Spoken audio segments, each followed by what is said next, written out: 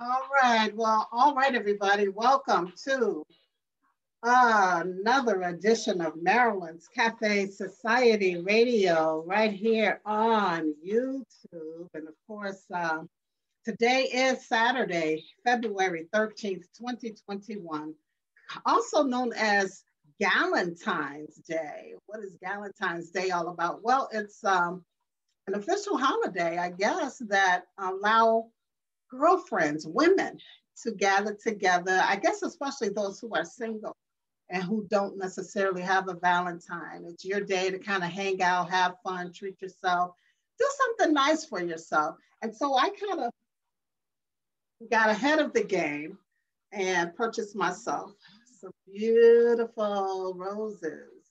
Yeah. So that's what Valentine's Day is all about. Now, of course, today is also Valentine's Day Eve. So I know that many of you are preparing for the big day. And we're going to talk a little bit about love later on in the show. But other than that, how are you doing? How was your week? I tell you, we did not have the show last week because of heating situation that I had in my home. Yeah, one of the coldest days of the year. I didn't have heat. So needless to say, I could not bring the show to you. But here we are on this Saturday, the 13th of February. And of course, it's still cold. In fact, it's still snowing. And I was just talking to friends from other parts of the country where it's warmer and even outside of the country where it's warmer, kind of talking about how we've had a mild winter so far in the Chicagoland area, you know. And so lo and behold, February rolls in, and here we are. Winter is officially here, and you know, we just go with the flow. We'll probably experience this cold weather through March, and then we'll start to thaw.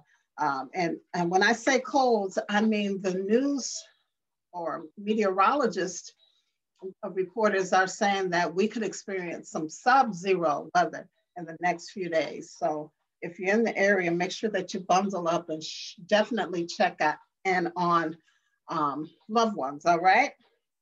All right. So as I said, we do have a guest who's going to be joining us a bit later on in the show for Cafe Talk. And we're going to talk about love relationships. And because it's Black History Month, we're kind of going to focus on Black love. So she'll be coming up. She's an author of a new hot book. Woo, it's hot.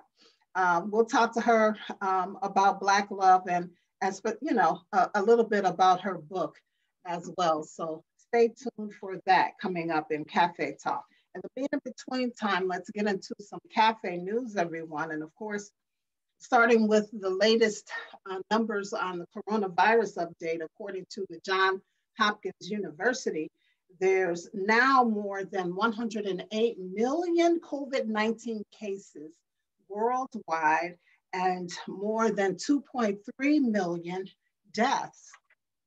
Also, here in the United States, they're reporting 27.5 million confirmed COVID-19 cases and more than 481,000 deaths. Now, meanwhile, the spread of the more contagious variants of COVID-19 is slowly on the rise, and the overall number of COVID-19 cases and deaths appear to be going down here in the United States. So that's some good news, right? And we're going to stand on that. I think, you know, and I heard one of the medical professionals say on one of the news reports that just what I just said, that it seems like, you know, things are slowly starting to get better. And they could not specifically say it was due to vaccinations because after all, we're just what, about a month in and to the vaccines, and there's millions and hundreds of millions of people who still haven't had that vaccination. So they're thinking that, you know, perhaps, you know, people are practicing the social distancing and wearing the mask and doing all the things that they need to do. And so things are slowly getting better. Now, in other COVID-19 related news, the Center for Disease Control confirmed what many of us had already figured out and have been doing for months now, and that is, of course, double masking. Yeah, they said that the double masking does, in fact, add extra protection. And so if you don't have that N95 mask that gives you that 95% protection, just get a surgical mask, the ones that you typically get in the hospitals and the ones that we're seeing all over the place that are being sold and say for one for 99 cents, or you can get the bundles on Amazon and then and some of your drugstores or even Walmart and Target and whatnot. But anyway, there's surgical masks. And you put the surgical mask on first, and then you put your cloth mask on. You know, a lot of people have gotten cute with their cloth masks with the designs and words on them and so forth. So with those two, you get that extra protection. And yeah, the CDC has confirmed it. So double mask if you have to and if you feel comfortable doing that. Now, obviously, if you're in a work setting or work situation and you have to go all day with a double mask, it could be a bit uncomfortable. But if if you're not working and you're running in and out of stores and moving around and you just want to feel extra safe, go ahead and do that. All right. And according to the United States Labor Department, there were 793,000 initial unemployment claims filed in this past week, and it's slightly less than the week before, and certainly less than those numbers that we were saying at the beginning of the year, which was approaching 1 million, right? All right, and so again, we're staying optimistic. We're believing that we're kind of turning that corner and things are getting better. And speaking of better, maybe not better, I don't know, but here it is in terms of the stimulus package. The House Democrats pushed half of President Joe Biden's $1.9 trillion COVID-19 relief plan through the Ways and Means Committee on Thursday. Now, of course, this will advance $1,400 stimulus checks to millions of Americans. It will also provide hundreds of billions for state and local governments. It'll boost vaccination efforts. This package that they push through will raise tax credits for children. It will increase and extend unemployment benefits and a whole lot of other things it's going to do. But keep in mind, that's just the House.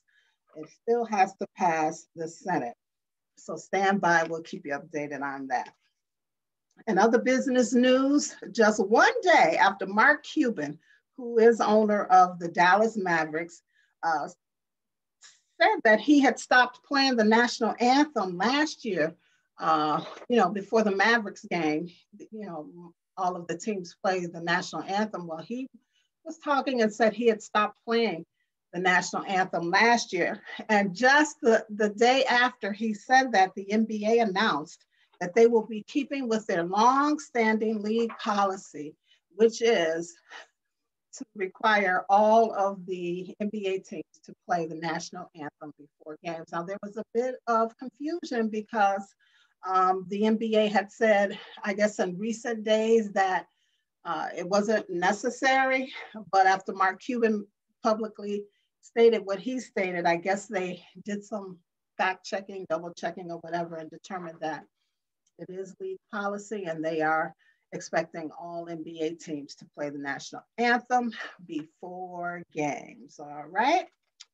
All right, and so we know that this 2020 going into 2021 pandemic has kind of affected all of us in some way, somehow, and especially businesses. And without question, some businesses were devastated while others did fairly well. And one industry that saw some improvement in sales was the toy industry. Their sales were up 16% in 2020. And for some toy companies, their online sales grew about 50%. Isn't that incredible? Well, the kids are all home now, right? The kids are home, homeschooling. There's nowhere to go. You can't get out of the house, you know, and so it makes sense. Now, there's two categories in the toy industry that saw the most growth, and that includes board games. Now, for Hasbro, it was their Monopoly game and the Operation game. And then, of course, Mattel just couldn't keep enough Uno cards in stock. Uno, that's all I've been hearing a lot of parents and people say they're playing Uno with the kids. But anyway, yeah, the Uno cards are selling out all over the place. Now, the other category is dolls, and their sales increased, and particularly the Barbie dolls, as well as the American Girl dolls, and the Star Wars plushies, specifically the Baby Yoda. Yeah, yeah. So, and speaking of Baby Yoda, the Hasbro's Animatronic Baby Yoda recently won the Toy Association's Toy of the Year award. This Baby Yoda is selling out all over the place, and it's pretty cute too. I don't have one. I'm not interested, but apparently the kids and some adults really like it. So good for the toy industry. They're faring well during this pandemic. Marketing software company HubSpot did quite well at the close of the stock market with an increase of $70.64 to $502.40 per share. Now, they dramatically outperformed analyst estimates by substantially increasing total customers, as well as they crossed that $1 billion mark in annual recurring revenues. So good for HubSpot, right? All right, and let's take a closer look at the stock market at the close of the bell on Friday, February 12th, 2021. The Dow was up 27.70 to 31,458.40 points. The S&P 500 was up 18.45 to 3,934.83 points. And the NASDAQ was up 69.70 points to 14,095.47 points. Gold is down just $3.60 to $1,823.20 per ounce. And oil is up $1.23 to $59.47 per barrel. And that concludes our business report, everyone. And we're going to go ahead and just touch on our entertainment news and get into our passion for fashion before we are joined by our special guest to kind of round out the show for today. So in entertainment news, it's pretty brief. Of course, sadly, we learned that Mary Wilson, who was singer and co-founder of the Supremes, passed away this past Monday, February 8th of 2021. She was a guest on my show back in November of 2012. Yes, I was so excited. I believe that I saw an advertisement in maybe the Chicago Tribune the day before she actually appeared on my show. It was just a quick thing. I saw that she was in town. She was in town for a performance in stormy weather, the Lena Horne Project. And I believe it was at the Wentz Concert Hall in Chicago. And, you know, I was like, oh my gosh, I wonder if she'll have a moment to speak with me since she's going to be in town. And so I reached out to her people and I got that email the very next day, well, the same day of my show, that said she would be available, and they provided her contact number and everything. And so lo and behold, I called her and we talked way past the allotted time. She was just so generous with her time and she shared so many stories.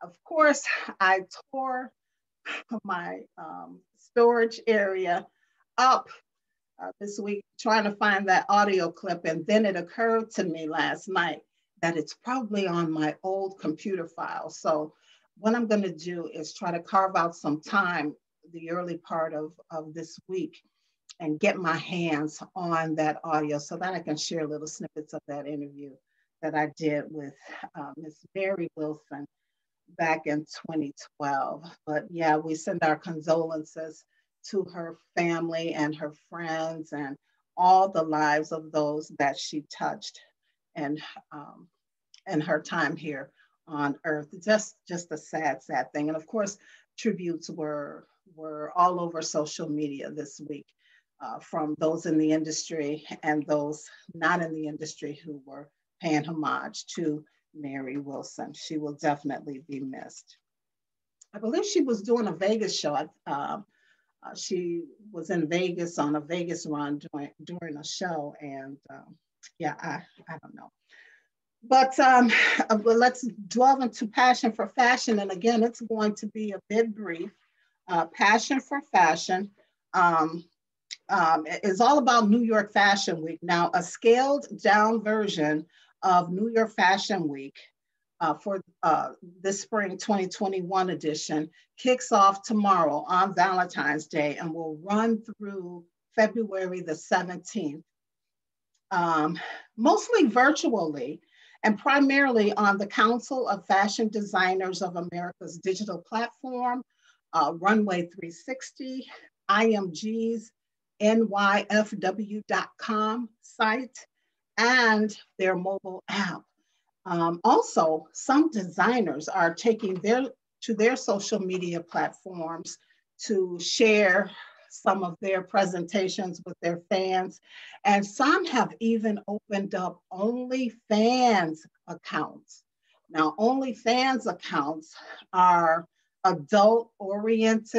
is an adult-oriented platform where, you know, women primarily, but, you know, some men and even some musical artists get on there to make money.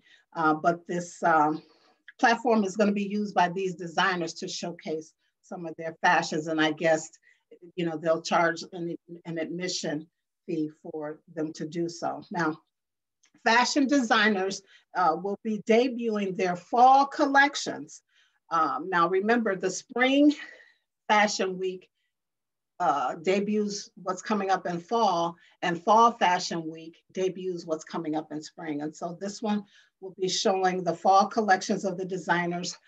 First up will be Jason Wu, and his event will be in person with limited socially distant audiences. They'll be wearing their mask and 6 feet apart and all of that. And that's going to happen tomorrow, February 14th at 5 p.m. And then the show is going to wrap up. They're going to end the show with Tom Ford on February 17th at 7 p.m. So New York Fashion Week is getting ready to do their thing, everybody. So if you're interested, again, you can check them out on social media platforms, CFDA.com, Runway 360, NYFW.com. And of course, you can check out some of your favorite designers' platforms to see where they will be. And that concludes our passion for fashion. All right, so it looks like my guest is ready. And of course, we're going to bring her up and introduce her to you all. I tell you, this woman is very impressive. She's an entrepreneur. She has her own fashion line. She leads a think tank for small business owners to network and collaborate, as well as has served in the corporate world for companies like Mrs. Fields and Burger King's and McDonald's. She has a bucket list, like many of us do, of other things that she wanted to accomplish in life. And one of them was to write a novel. And so we bring her on to talk about the topic of Black love, as well as just to kind of get some bits and pieces of what the book is about. Her name is Karla Davis Luster. Hey, Karla. Hi, good morning. How are you? Good morning. Welcome to the show. So pleased to meet you. Thank you. And likewise, thank you for the opportunity. Yeah, so this book comes out just in time for February, which is, of course, the month of love and Valentine's Day, and even Black History, with you being a Black. Yes. Yeah, yeah. Perfect Yes. planned, right? Yes, yes. It worked out that way. Yeah. Very good. So, Karla, before we get into the book, let's just talk a little bit about Black love. And I love what you said in your introduction about Black love, calling it one of the most powerful and strongest love people could ever have. Of course, not taking anything from any other races, but talk about some of those principles that you shared. I think as, go ahead. Respect and honor and loyalty, support. And okay, those ones that I talk about. Those are things that I think any relationship could actually have, but within the Black relationship, I just think that those things are very important and they are upfront. Basically, I'll start off with honor. I always talk about honor in several different aspects. I always tell people you need to honor someone while they are still here. Many times, when someone passes away, we're at the funeral, we're falling in the caskets, we're, doing everything and saying how great they was. But as we are here, I feel that you need to honor people when they are with you, and definitely your partner, because you spend a lot of time together, you do a lot of things together, and you guys should be at one. So honor is just the conduct, your obligation, just your commitment to them. And then with respect, that's just always making sure that you take in regard your significant other, your partner, your husband, wife, their feelings regarding different things. Just don't make a decision and don't include them or don't get feedback. I think it's very important that you take that into consideration because, you guys should be operating as one unit. And then I talk about loyalty. Loyalty is just the commitment, the faithfulness, just making sure that you follow through on the things that you commit to, follow through on the plans. Now, you should be, it's an allegiance, it's an alliance, that's your one, like I say. The other thing is supporting, making sure you may not be able to actually work in conjunction. My husband, he's not one that could have helped me write the book, but just being as a support, maybe sitting there listening to some of the things that I'm writing, that's very important. Just the little things, listening can go a long way. And finally, that last thing that I talk about is that code. Do not break code. That brings all of this together. Okay. That's the rules in your standards and how you operate in your relationship, your expectations of each other. And they should be stated up front. What I expect out of you, what do you expect out of me? It's very important. Mm-hmm. Yeah. I did a show, I don't know, a few years ago in the month of February, focusing on love languages and how important it is for us to share with each other what's important to us, what our love language is, because otherwise, if you're a person who loves to hear how much I love you, I love you, I love you, and all they're doing I shouldn't say all they're doing, but they're running around the house helping you with chores and everything, but you haven't heard that I love you, yet you can feel kind of neglected, and vice versa. If you need them to show you love and support, and all they're saying to you is, oh, I love you, I love you, I love you, but they're not helping, then that's right. That's right. So that kind of falls under that code thing, just having that mutual understanding. Yeah, the mutual understanding. Yeah. And I wish I was on the Clubhouse on Thursday night, and it's funny, Marilyn, that what you're saying is just actually some words that I was speaking. I had the opportunity to have a room in the Clubhouse, a chat room, and it was based off of some of the passages from the book, The Woman Tells. And when I opened it up, one of the things that I talked about is that it's our responsibility to inform our partner, to teach our partner actually how we want to be loved, you know. And first of all, you can't teach someone how to do that if you don't know how to do it for yourself. So you need to start off by learning how to love yourself. And then you can help you have the ability to teach your partner how you want to be loved, because he or she may be doing something out of good faith, you know, but you might not like that. You might want it in a different manner. So it's always our responsibility to teach our partner, you know, and I talk about that a lot in the Women Tells. Know thyself first. Know thyself first. And then, know thyself first. And then you can share that.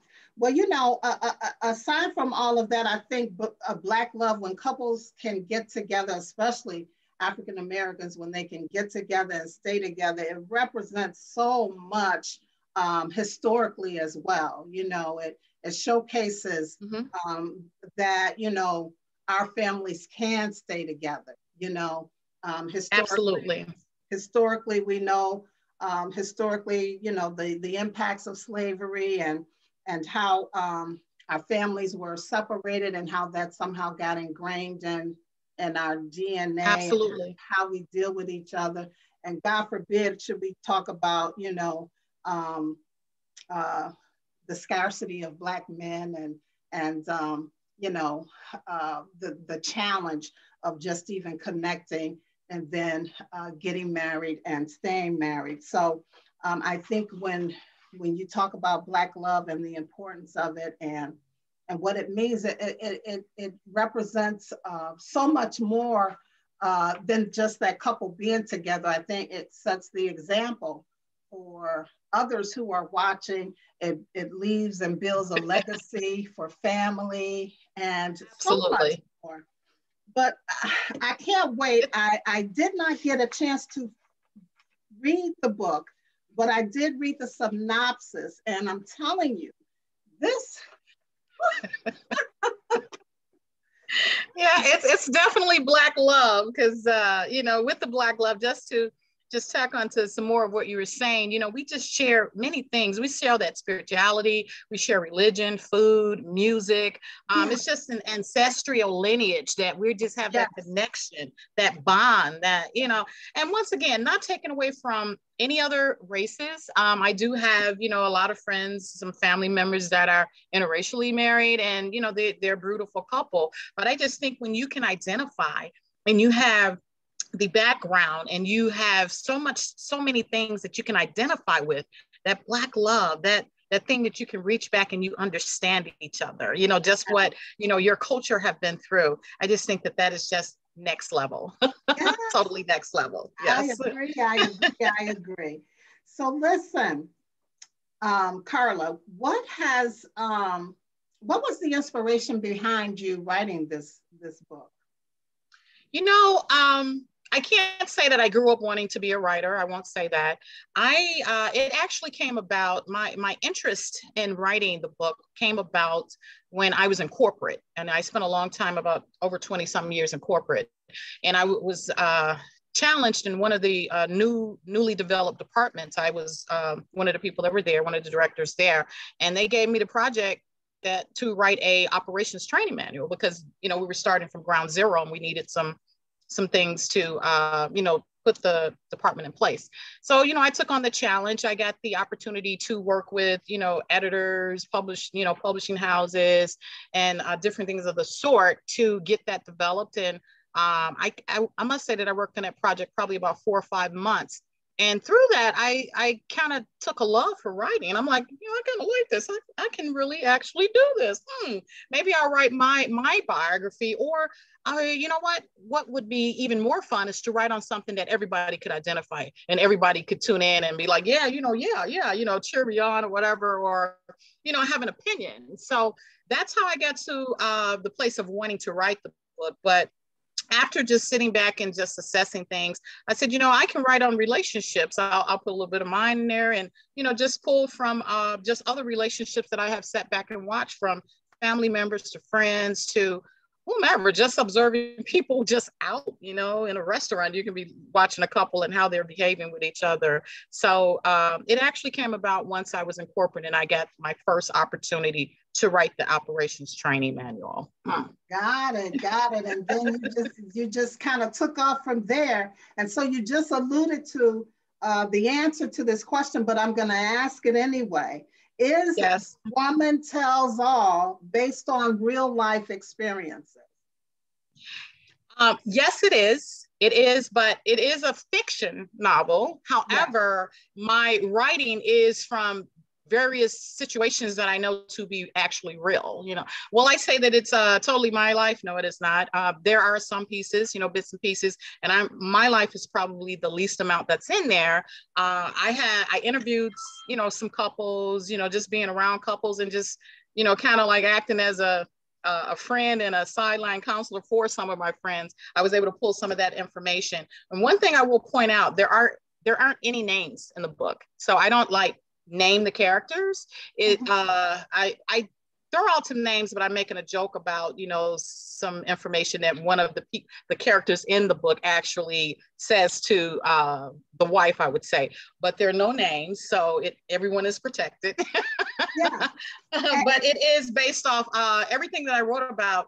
It's fiction. However, it is about real life stuff that actually happened. Definitely, it was brought to life in a clubhouse on Thursday when we were talking about relationships and taking passages from the Woman Tale. People were like, "Oh yeah," you know, and telling their story. I was like, "Wow, okay."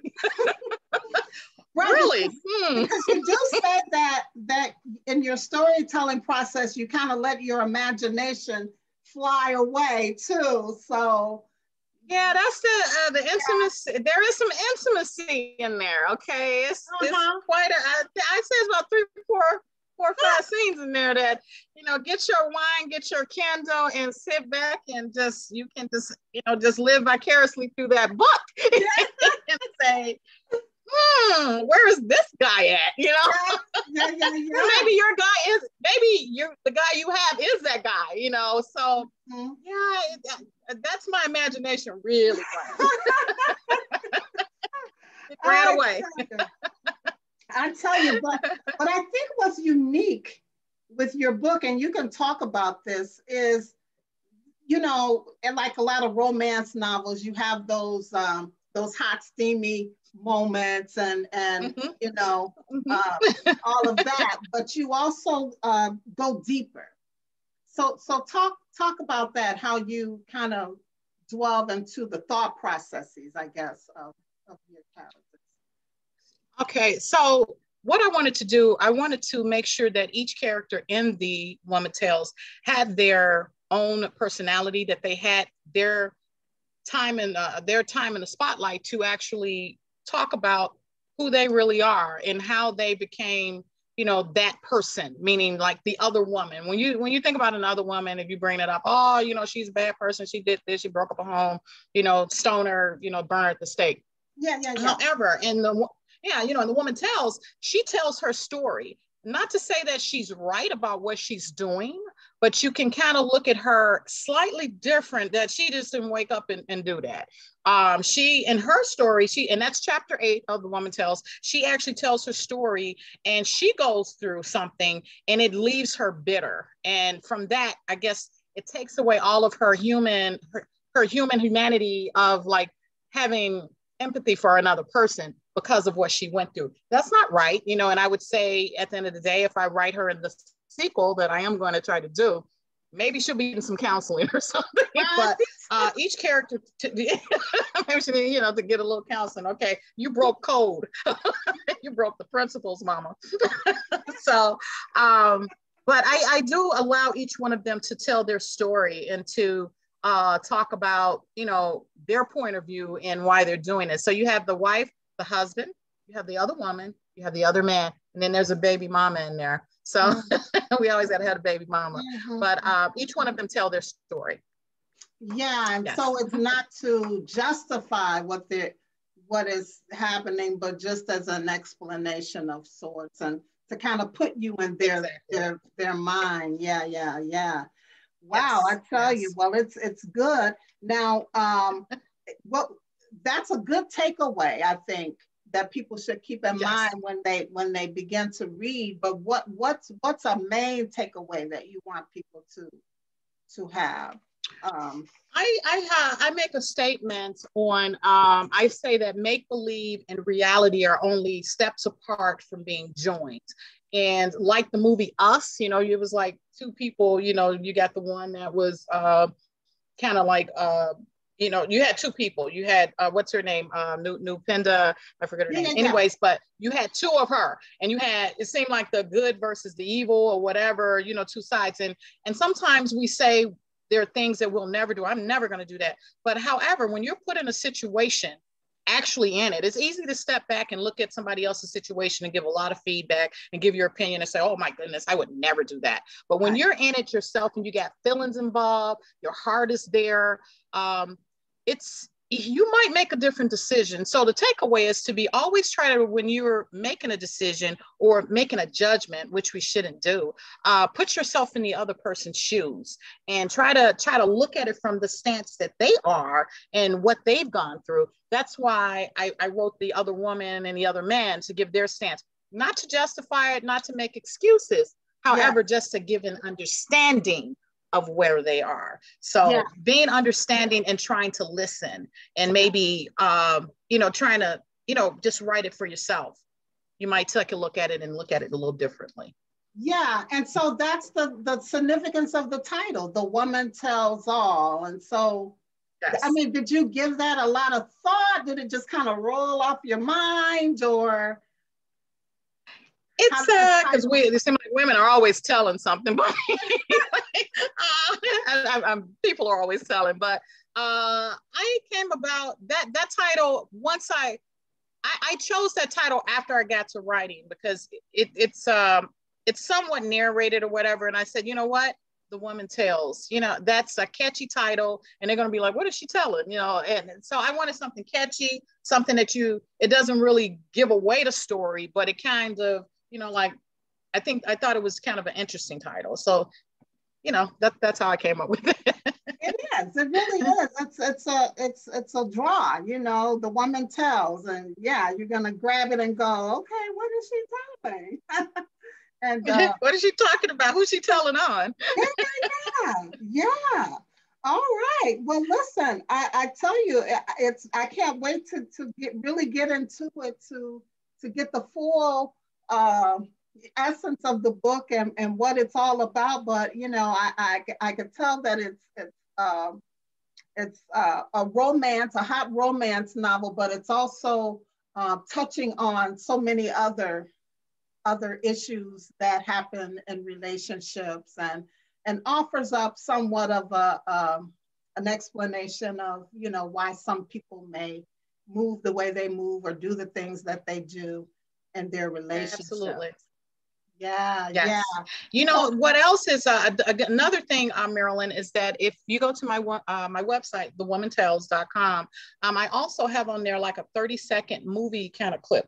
I made that part of the marketing. I had two friends, they acted out as, you know, like it's a movie, and they did a 30-second clip, and you're seeing the wife and the husband kind of interacting with each other. And that kind of gives you a whole gist and a feel of, this is what this is going to be about, you know. So that's out there as well as a free download. You may have done that, free download for a sneak peek to kind of tell you, you know, what, you know, show you what's going on in the book. And that is thewomantells.com. And of course, what's next? What's on your plate? Well, after this book is available to the public, I see you're already on Clubhouse, kind of having chats surrounding, you know, various chapters of the book. What else, you know, can people anticipate? And you've just said that you've got the little film snippet going. Karla, what's up? Well, I do want to try to shop it for a movie. I will say, you know, just I'm not, you know, closed-minded to that. If it becomes, I would love to see it as a movie. I am definitely will continue to do chats. I will do readings. I we're trying to figure out the book signings because it's kind of difficult with the COVID, and that's kind of made everything difficult because I would have definitely already had try to have book signings and stuff. So we're going to figure that out. I'll probably do some virtual book signings, and then I coming towards the summer I will start to work on the sequel. So those are the things that's in the forefront right now that I'm working on. I want to continue to push the Woman Tells as much as I can, and then I do want to do a sequel. Oh, yeah. All right. Well, listen, I can't wait to get into it. I appreciate you kind of stopping by the show today to talk about Black love relationships, and of course, your book, your new romance novel, The Woman Tells. And of course, everyone can run to the website, thewomantells.com, to pick up your copy of the book and check out all the other parts of the website that Karla has placed there. Thank you, Karla.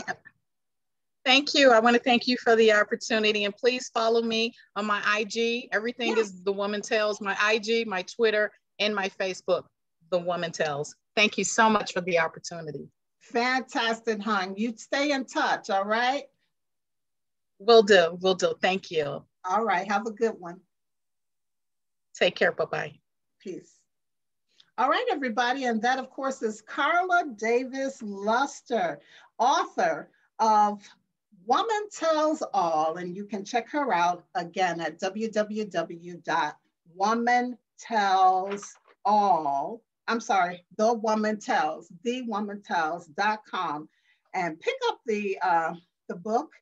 And of course, follow her on social media, The Woman Tells, on Instagram, Twitter, and Facebook, as she just shared. All right.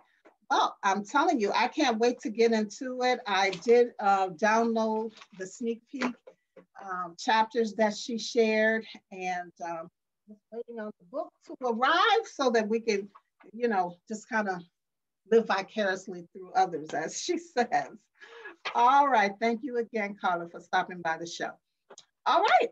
So that concludes our cafe talk. Now, before we wrap up the show, I do want to just share a Black History moment with you all. And of course, with it being Black History Month and everything, we're going to try to highlight some Black businesses, Black authors, as we just did with Karla. And so in this Black History moment, we all know that Quaker Oats recently announced the new name and logo for its Aunt Jemima products.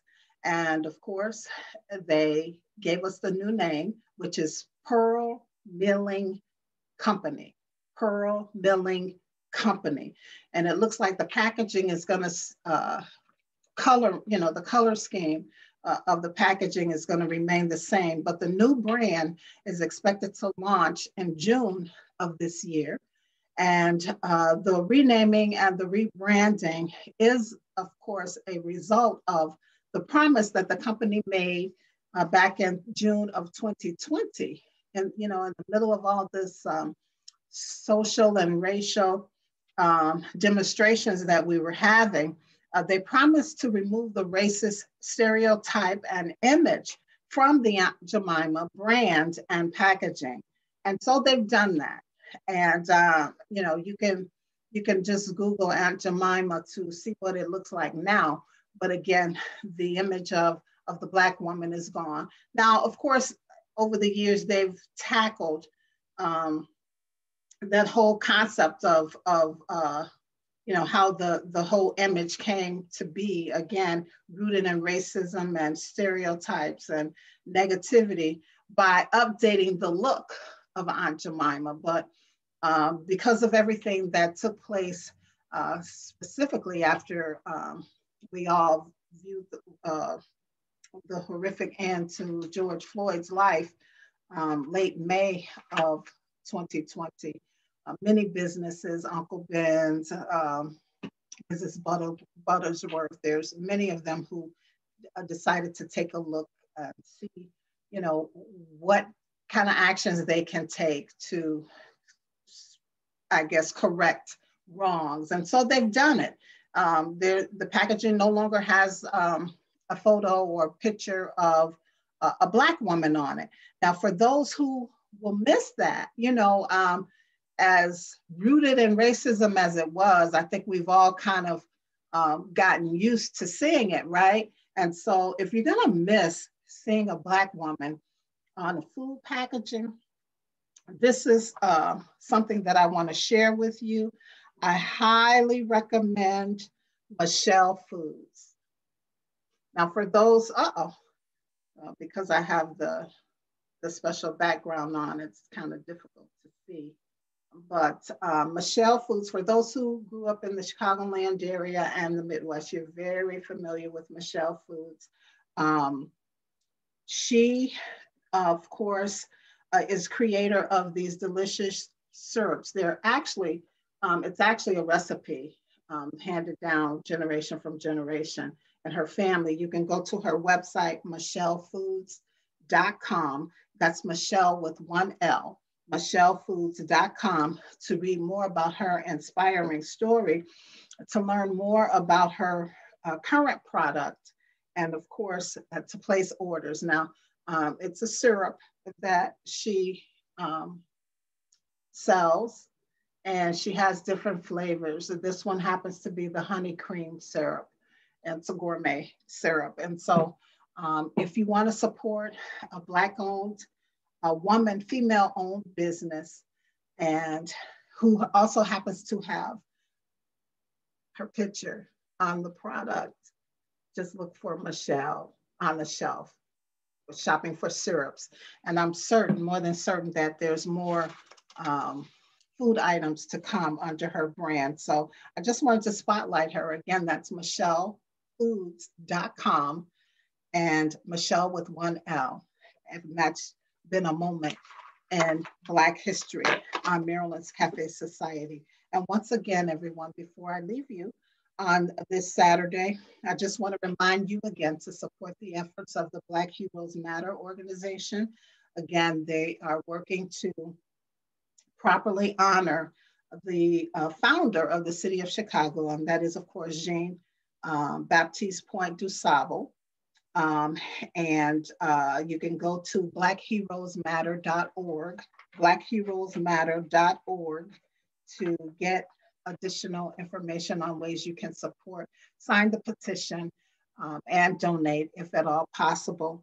And of course, with it being Black History Month, we want to triple our petition, signatures on the petition. So please, again, that's blackheroesmatter.org to find out more about their efforts and of course to support their efforts. All right, and we do have a new word for the month. Are you ready? It's the month of February and we do have a new word, and it is quiddity. Quiddity. Quiddity. Quiddity. Quiddity.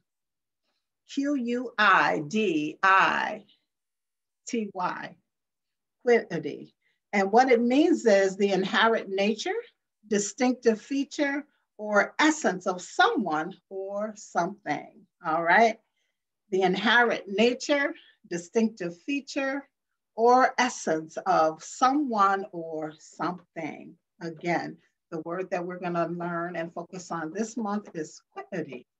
All right. All right, everybody, that is it. I am done for this Saturday. Now, if you want to promote your business, your product, your service, books, whatever you may have, just reach out to producer at marylandscafesociety.com and we'll get all the detailed information to you. We also, for next Saturday, listen, we'll probably get the show up a bit earlier. Because next Saturday is the taping of the Chicago Music Awards. So I'll be busy with that, but we'll get the show up and posted prior to all of that. And we'll still have a presence, all right? So just in case, the show isn't up when you think it should be, we're planning to get it up earlier, but it may be a bit delayed. Just a little note there for you to keep in mind. All right, remember to go to the website, marylandscafesociety.com, to find us the links to the various social media platforms that we are on. Also, remember the weekly blog on WordPress, Maryland's Cafe Society on WordPress. Be sure to like, subscribe, and share this YouTube video, everybody. Thanks to everyone who is continuing to support the efforts of the show. And, just much love to you. All right, so before we go, I want to tell you what love is. And love is, of course, Valentine's. You, my Valentine. You guys. Oh, there it is. You guys, my Valentine. All right, that's what love is on this particular Saturday. And remember, if you don't do anything else this week, be sure that you live, you laugh, and you show love. It's a pleasure and a privilege, everybody. And we'll hang out again next week. Remember, have a beautiful, happy Valentine's Day tomorrow. Stay warm if you're in the cold weather here in the Midwest or out east. And of course, peace to you. Thank you.